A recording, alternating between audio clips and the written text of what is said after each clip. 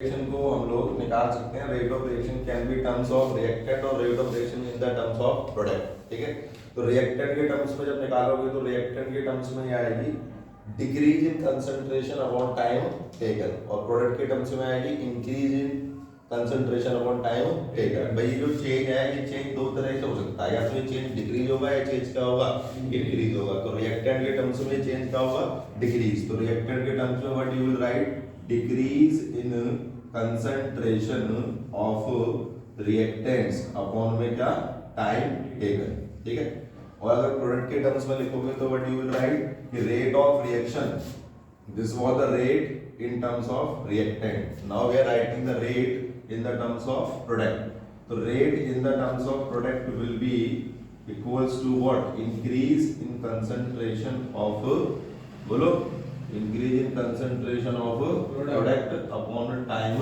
taken। तो difference of change कि या तो चेंज होगा डिक्रीज या चेंज क्या होगा, इंक्रीज। ठीक है, तो नॉर्मली जब हम change in concentration upon time taken निकालते हैं तो we can write C2 - C1 upon T2 - T1, where C2 is the final concentration at time T2, C1 is the initial concentration at time T1। तो ऐसे यहाँ पर आप reactant के terms में निकालना चाह रहे हैं तो मान लो कोई रिएक्शन थी R gives P, R gives P में R क्या था आपका, रिएक्टेंट, और P क्या था बेटा, प्रोडक्ट। ठीक है, तो R gives P में R रिएक्टेंट हो गया, उसकी इनिशियल कंसंट्रेशन थी R1, बढ़ते बढ़ते घटते घटते कितनी हो गई, R2। जब ये रिएक्टेंट घट रहा है तो प्रोडक्ट उस समय बढ़ रहा है, तो प्रोडक्ट की इनिशियल कंसंट्रेशन कितनी थी, P1, बढ़ते बढ़ते बढ़ते टाइम T2 पे कितनी हो गई इसकी, मान लो P2। ठीक है, तो आप क्या करोगे, decrease in concentration of reactant कितनी आएगी, R2 minus R1 divide by T2 minus T1। अब देखो जब R2 आप देखोगे तो that R2 will be less than कौन, R1।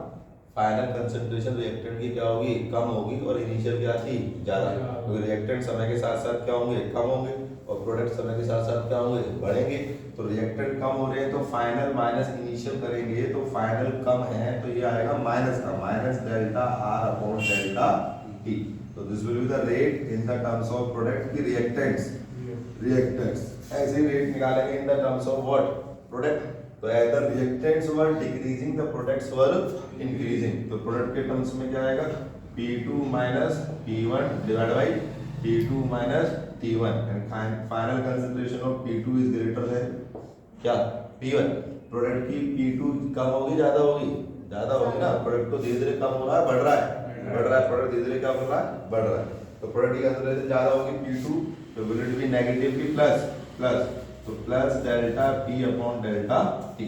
तो ये हमने रेट निकाली in the terms of reactants और क्या, प्रोडक्ट। अब आ जाओ graphical representation of the rate, कि how you will represent the rate in the terms of graph.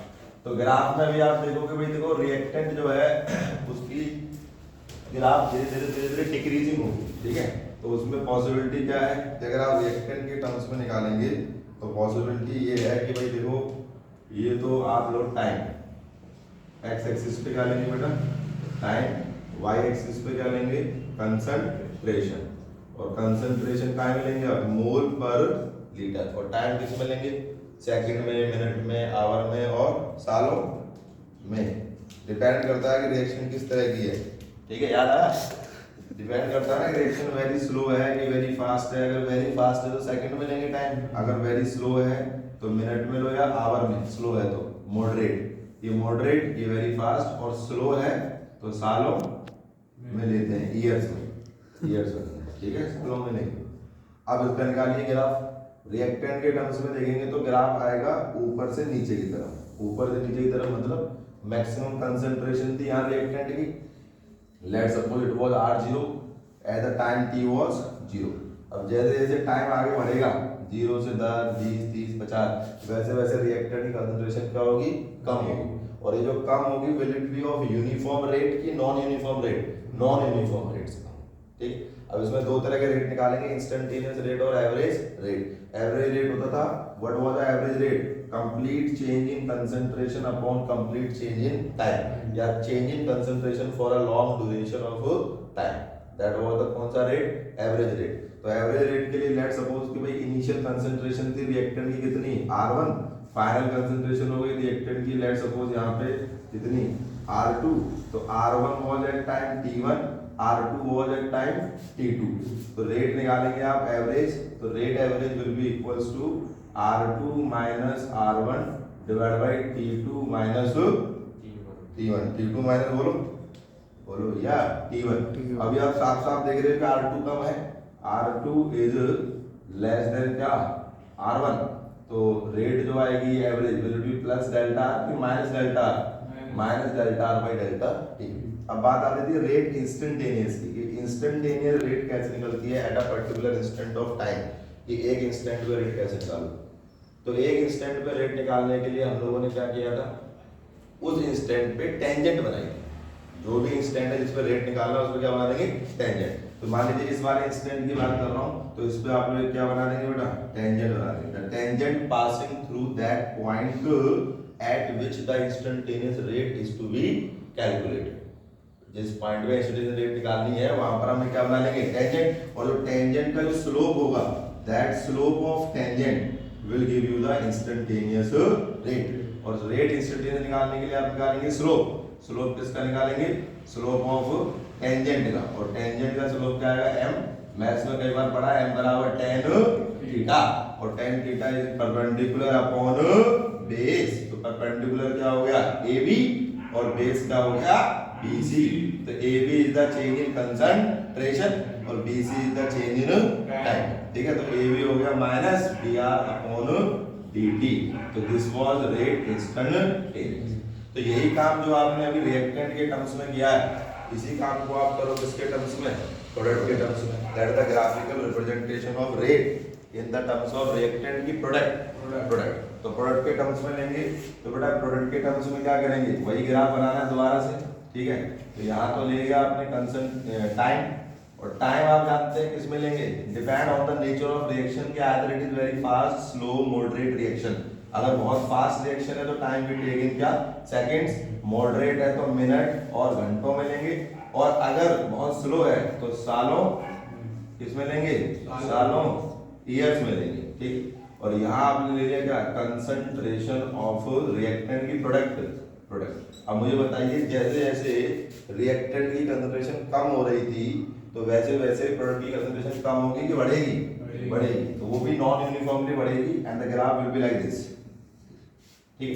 इसमें भी दो ही काम करने हैं, एक तो एवरेज रेट निकालना और एक इंस्टेंटेनियस रेट। तो average rate is the change in concentration of the product for a long duration of time या for the complete duration of time. Let's suppose at time T1 the concentration of product was P1, and at time T2 the concentration of product becomes let क्या P1 की P2।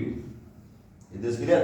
तो now calculate the average rate निकालेंगे बेटा, तो average rate क्या आएगा, average rate equal to change in concentration P2 minus P1 upon T2 minus T1, P2 minus P1, T2 minus T1। ज्यादा कौन है, P1 की P2, तो कौन ज्यादा है, P2, तो P2 ज्यादा है तो ये plus delta P upon delta T, and again the rate instantaneous. How will you calculate the rate instantaneous, again मान लीजिए ये पॉइंट है, इस पॉइंट पे आपको इंस्टेंटेनियस रेट निकालना है, तो what you will do, draw a tangent passing through that point where the instantaneous rate is to be calculated।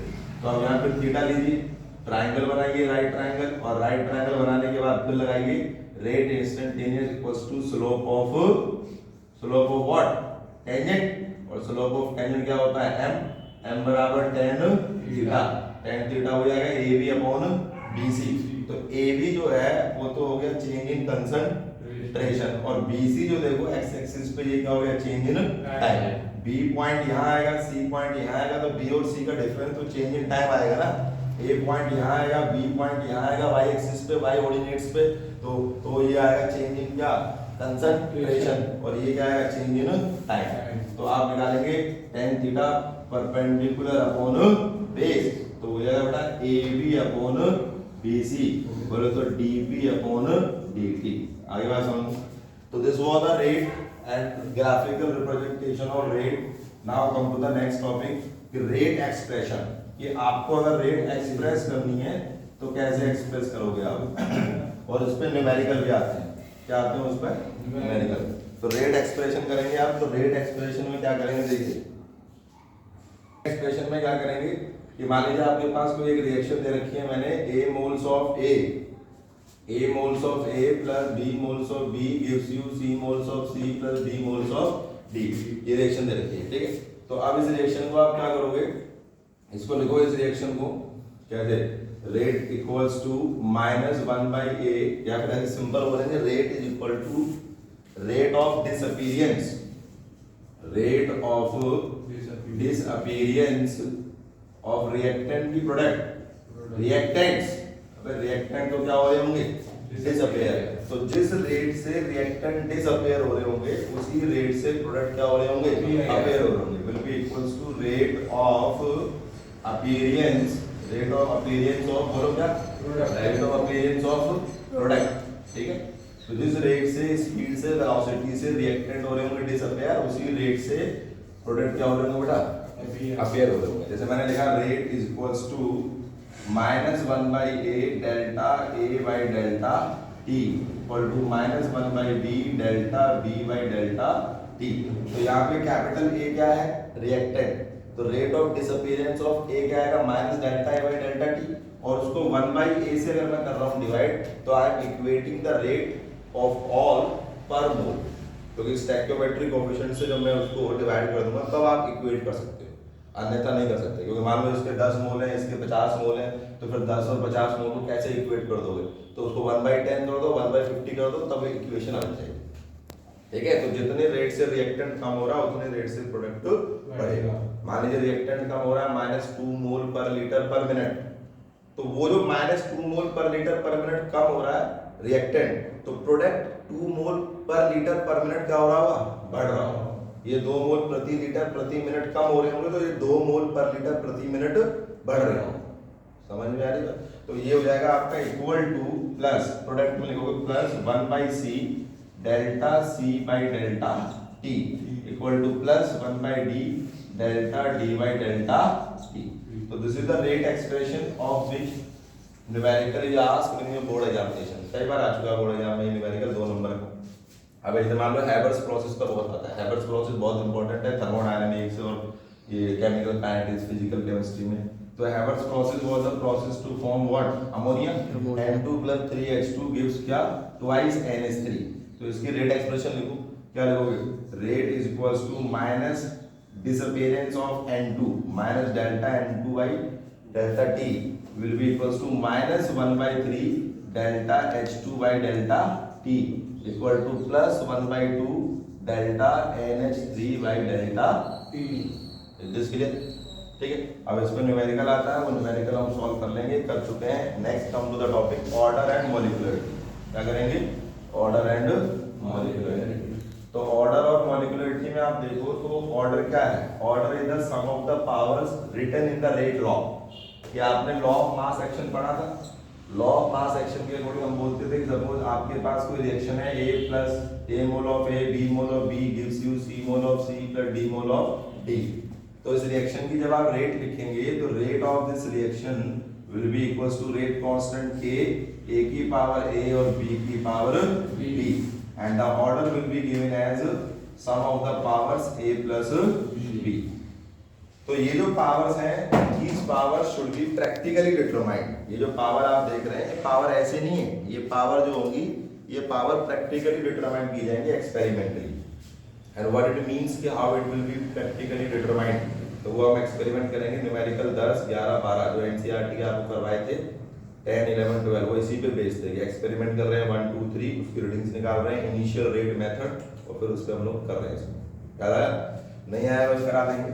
तो ये ऑर्डर हो गया A प्लस B, और this order is what kind of concept, is it a theoretical concept या experimental concept, और it can be zero, it can be negative, it can be in fraction, order can be fraction. और order shows the rate dependency, order जो है वो rate dependent होता है।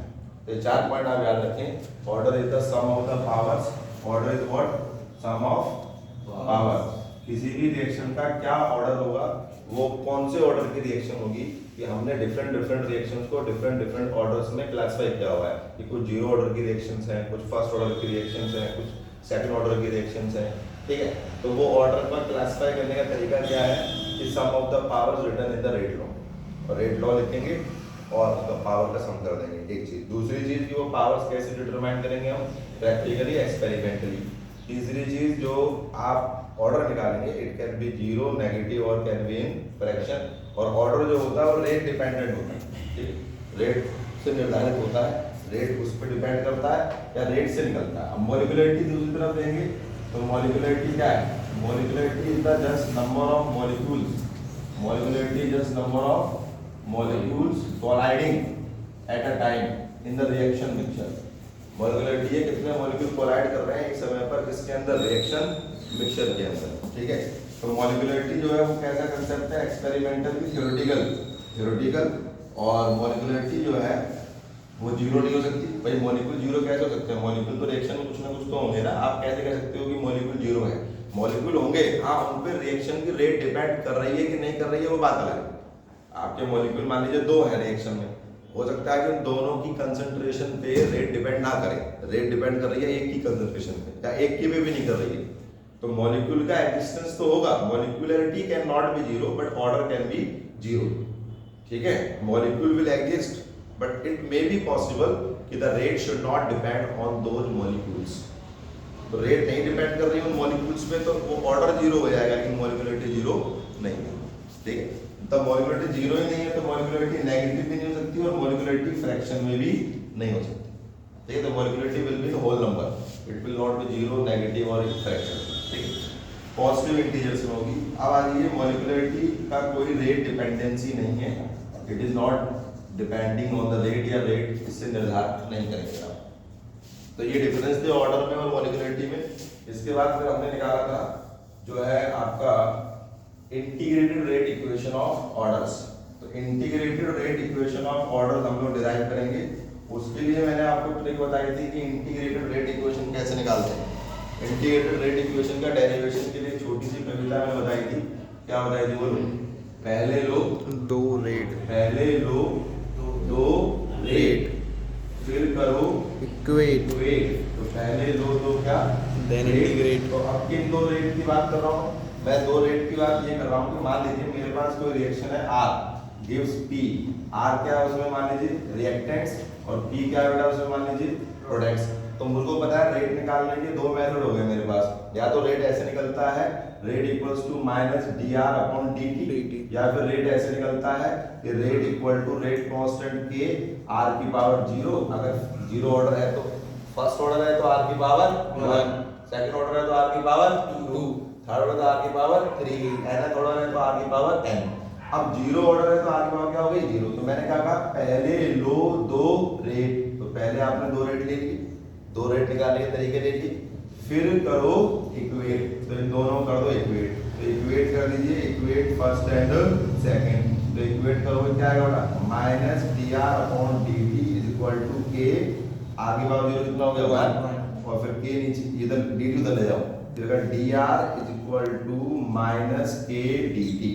तो हमने क्या कहा था, पहले लो दो रेट, फिर करो इक्वेट, और अब इक्वेट करने के बाद then integrate, then what integrate, जो नाम है इंटीग्रेटेड रेट इक्वेशन। तो इंटीग्रेशन के बाद प्राप्त हुई है तो इसलिए बोलते हैं इंटीग्रेटेड रेट इक्वेशन। तो अब इंटीग्रेट करेंगे तो दोनों तरफ इंटीग्रेट करो तो both side integration of dr minus के भाग इंटीग्रेशन ऑफ dt।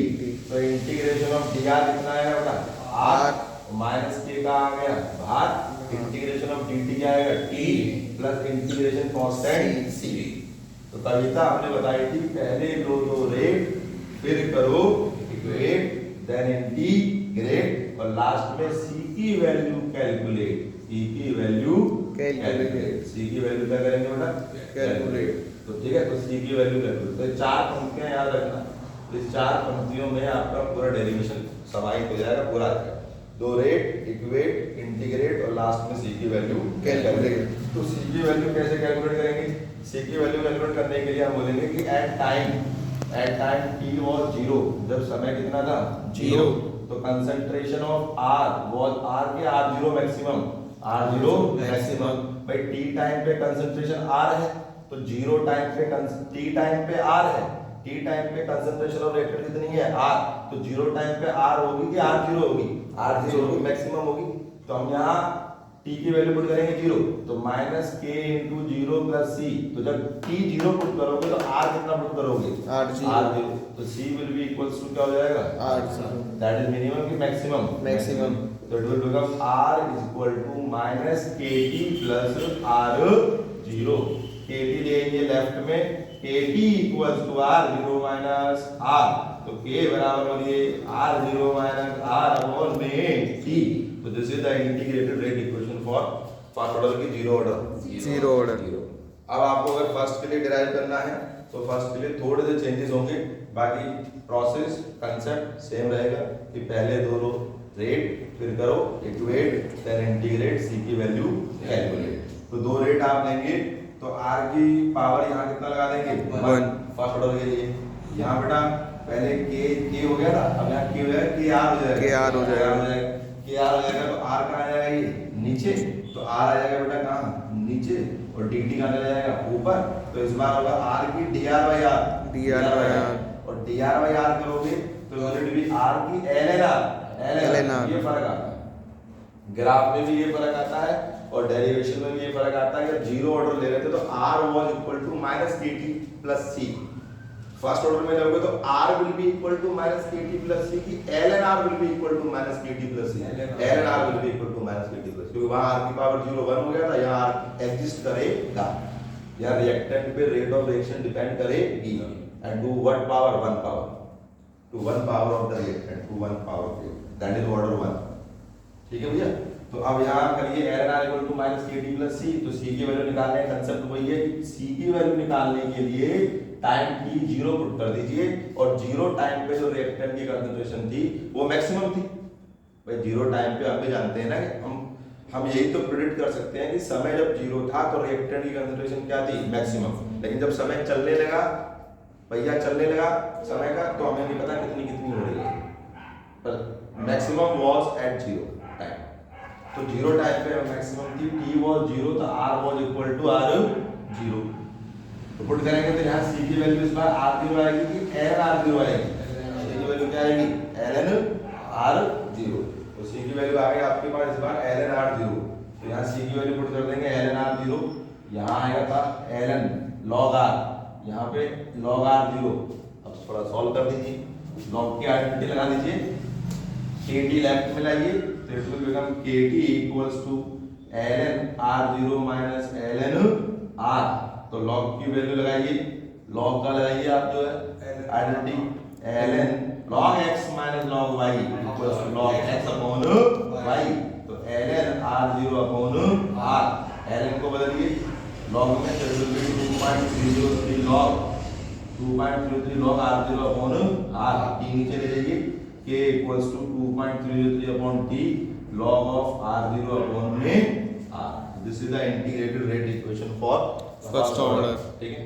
तो ये आपकी इंटीग्रेटेड रेट इक्वेशंस हो गई थी, इनके ग्राफ आप देख लीजिए, ग्राफ के लिए इक्वेशन आपके पास है r equals to minus kt plus c, y equals to mx plus c, इससे बनाइएगा, इस पे क्वेश्चन आते हैं मोड में, तो y equals to mx plus c, graph बनाओगे, this will be for zero order, x axis पे क्या लोगे टाइम t लोगे, y एक्सिस पे क्या लोगे r कंसंट्रेशन लोगे, और जो c था ना, जो c कांस्टेंट था, दैट बिकम्स कितना था r0, तो इंटरसेप्ट c कितना आएगा आपका r0, और will it be increasing graph की डिक्रीजिंग, स्लोप जो आ रहा है प्लस का k कि माइनस का k, तो स्लोप आ जाएगा ये माइनस का k, this will be the decreasing line, तो स्लोप जो आ जाएगा वो हो जाएगा माइनस का k, जो है स्लोप बराबर कितना आएगा m बराबर क्या आएगा माइनस k, और इंटरसेप्ट जो था बेटा इंटरसेप्ट c कितना हो जाएगा r0, ठीक है, समझ में बात। और यही काम अगर आपको फर्स्ट ऑर्डर के लिए करना है तो आई टोल्ड यू कि r की जगह क्या आ जाएगा यहाँ पे ln r equal to minus kt plus ln क्या हो जाएगा r0, तो फिर इसमें लगाएंगे वही y equals to mx plus c, तो y एक्सिस पे r लेंगे कि ln r, इंटरसेप्ट c कितना लेंगे r0 की ln r0, स्लोप क्या आएगा माइनस k, ठीक है। इसी चीज को अगर मैं लॉग में बदलना चाहूँ तो लॉग में हो जाएगा log are ln was with base e and log is with base 10 तो ये नेचुरल लॉग था, ये log with base 10 है, तो log r equal to minus k upon 2.303t plus log of r 0। तो 2.303 2.303 वाला फैक्टर इसके नीचे आ जाएगा, ठीक है। तो यहाँ ln की जगह आप क्या ले लोगे, log log with base 10, यहाँ पे log with log with base 10 और यहाँ पर आएगा माइनस के अपॉन 2.303, ठीक है। तो तीन ग्राफ हो गए, इसको आराम से आइडेंटिफाई कर लेना। अगर लॉग नहीं है तो वो जीरो ऑर्डर है, और लॉग लगा हुआ है तो वो फर्स्ट ऑर्डर है, और लॉग में अगर एलओजी है तो नीचे 2.303 आ जाए। इसके बाद फिर हमने पढ़े थे factors affecting the rate of reaction. उससे पहले थोड़ी सी टॉपिक होता है half life of zero order, half life of first order. तो half life of zero order जो थी वो रिएक्टेंट की कंसंट्रेशन पे डिपेंड करती है, और हाफ लाइफ जो फर्स्ट ऑर्डर की है वो रिएक्टेंट की कंसंट्रेशन पे डिपेंड नहीं करती है। तो हाफ लाइफ निकाल दीजिए आधा जीवन जिसमें आधा खत्म हो गया, आधा बचा हुआ है रिएक्टेंट का कंसंट्रेशन, ठीक है। तो अगर जीरो ऑर्डर की हाफ लाइफ निकालेंगे तो हाफ लाइफ निकालने के लिए फॉर्मूला वही रहेगा T equals to R0 minus R upon में K। R0 was the initial concentration of reactant, R was the concentration at time T। तो मैं कह रहा हूँ टाइम T बन गया T हाफ, आधा टाइम हो गया। टाइम T कितना हो गया, T हाफ। जब टाइम T आधा हो गया तो रिएक्टेंट जो कंसंट्रेशन थी R वो भी आधी हो जाएगी इनिशियल की। भाई when the time was T, the concentration of reactant was R, remaining concentration बची हुई। जब टाइम हो गया आधा तो बची हुई कंसंट्रेशन भी क्या हो जाएगी, आधी किसकी, इनिशियल की। इनिशियल कंसंट्रेशन कितनी थी, R0, तो R0 की आधी हो जाएगी। तो R0 की आधी जगह पुट करेंगे तो T की जगह, तो T की रिप्लेसमेंट में T की जगह पे पुट कर दो T half, R0 minus R की जगह पुट कर दो R0 by 2 divide by K। तो 1 माइनस आधा, बोलो आधा, कितना बचेगा, क्या है आधा, 2, आधे तो बचेगा, 1 माइनस आधा 2K। तो ये रहेगा T half equal to R0 by 2K। तो R0 is the initial concentration of reactant and this is the half life for first order, zero order। अब आ जाइए half life for first order. तो first order के लिए half life निकालेंगे तो T equals to 2.303 upon K log of R0 upon में R।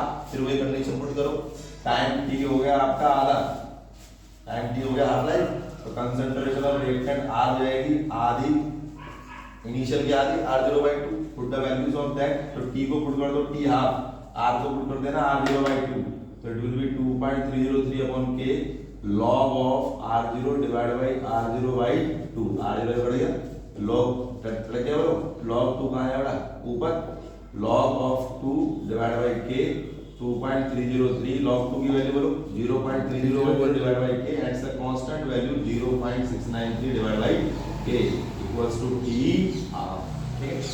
तो ये जो आप half life of first order का फॉर्मूला देख रहे हैं, इस पे डिपेंड, इस पे पता लग रहा है कि ये रिएक्टेंट की कंसंट्रेशन पे डिपेंड कर रहा है कि नहीं कर रहा है, नहीं कर रहा है। Then it was the factor affecting rate of reaction. तो factor affecting rate of reaction mainly दो थे हमारे, टेम्परेचर एंड कैटलिस्ट। होने को तो कंसंट्रेशन भी होती है, प्रेशर भी होता है, इंटेंसिटी ऑफ लाइट भी होती है, डिपेंड करता है रिएक्शन के नेचर पे अलग-अलग। और जो सबसे इंपॉर्टेंट फैक्टर है और जो मोस्ट कॉमन है या मोस्ट इंपॉर्टेंट भी है वो कौन सा है आपका, टेम्परेचर। और टेम्परेचर के इफेक्ट को we have classified in two categories as quantitative effect of temperature and qualitative effect of temperature. अब what do you mean by quantitative effect and qualitative effect? कि क्वांटिटेटिव इफेक्ट में सिर्फ आपको इतना बताना है कि आपके रिएक्शन की क्वांटिटी पे क्या असर पड़ेगा। कि अगर आप टेम्परेचर 10 डिग्री सेल्सियस या 10 केल्विन से इंक्रीज करते हैं तो the rate of reaction will get twice, that was called as temperature coefficient. कि अगर आप 10 डिग्री तापमान बढ़ाते हैं तो प्रत्येक 10 डिग्री तापमान बढ़ाने पर आपका रेट कांस्टेंट डबल हो जाता है। दैट वाज क्वांटिटेटिव इफेक्ट कि आपने टेम्परेचर की कितनी क्वांटिटी बढ़ाई तो कितना रेट कांस्टेंट बढ़ गया, कितना रेट बढ़ा। तो ये तो है कि टेम्परेचर बढ़ाने पर रेट बढ़ेगा, कितना बढ़ेगा कि प्रत्येक 10 डिग्री तापमान बढ़ाने से कितना हो जाएगा, डबल हो जाएगा। That was called as temperature coefficient. तो टेम्परेचर कोएफिशिएंट क्या आ गया, टेम्परेचर कोएफिशिएंट क्या है बोलो? टेम्परेचर कोएफिशिएंट ये आया कि प्रत्येक 10 डिग्री बढ़ाने पर रेट कांस्टेंट डबल हो जाता है। तो इसके लिए हमने लिखा K 35 upon K 25 equals to twice. एक बार रिएक्शन आपने 25 डिग्री पे कराई, उसी रिएक्शन को आपने 35 डिग्री पे कराया, तो 35 डिग्री पे जो उसका रेट कांस्टेंट आएगा that will be twice of the 25 degree. इसको जनरलाइज करेंगे तो जनरलाइज करके आप लिख सकते हैं कि KT + 10 divide by KT equals to twice. मतलब रेट कांस्टेंट अगर आप 10 डिग्री हायर टेम्परेचर पे निकाल रहे हैं, rate constant you are calculating at 10 degree higher temperature, so that the rate constant KT + 10 will be equals to कितना बोलो? Twice of KT। ठीक, और इसको जब हम प्रूफ करेंगे इसी क्वांटिटेटिव इफेक्ट ऑफ टेम्परेचर को, कि जो आप ये कह रहे हैं कि 10 डिग्री टेम्परेचर बढ़ा दो तो 10 डिग्री बढ़ाने से रेट जो है वो कितना हो जाता है? डबल हो जाता है। उसको आप प्रूफ करिए कि ऐसा क्यों, ऐसा क्या फर्क आया टेम्परेचर इंक्रीज करने से रिएक्शन की क्वालिटी में कि रिएक्शन का रेट जस्ट डबल ही हुआ। और डबल ही हुआ तो उसको मैथमेटिकली प्रूफ चाहिए, तो उसको थ्योरेटिकली, ग्राफिकली और मैथमेटिकली हमने प्रूफ किया with the help of Arrhenius theory. तो एरेनियस ने ये चीज प्रूफ कर दी थी कि why this rate will become double depending on the activation energy and all other factors. ठीक है, तो क्वालिटेटिव इफेक्ट के लिए now we come to the next topic, that was the कौन सी थ्योरी? Erroneous theory.